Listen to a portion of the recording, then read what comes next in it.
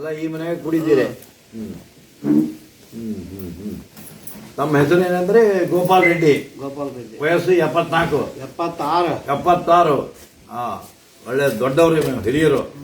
ಒಂದು 20 ಎಕರೆ ಜಮೀನ್ದಾರರು. ತೋಟ ಮಾಡಿರಿ. Very good. ತಮ್ಮ ಮಕ್ಕಳೆಷ್ಟು? 3 ಹೆಣ್ಣು 3 ಹೆಣ್ಣು 1 ಗಂಡು. ಇಲ್ಲಿ ಯಾರ್ಯಾರು ಇರ್ತೀರಿ ಈ ಮನ್ಯಾಗ?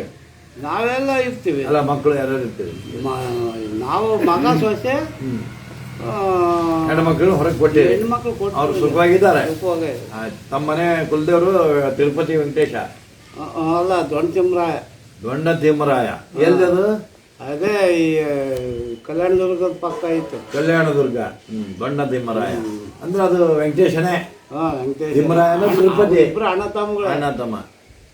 ಬಂದ್ ಮಾಡೋದು ಆಮೇಲೆ ಮತ್ತೆ ಇದು ಒಂದು ನಾವು ಬಸವ ಸಂದೇಶ.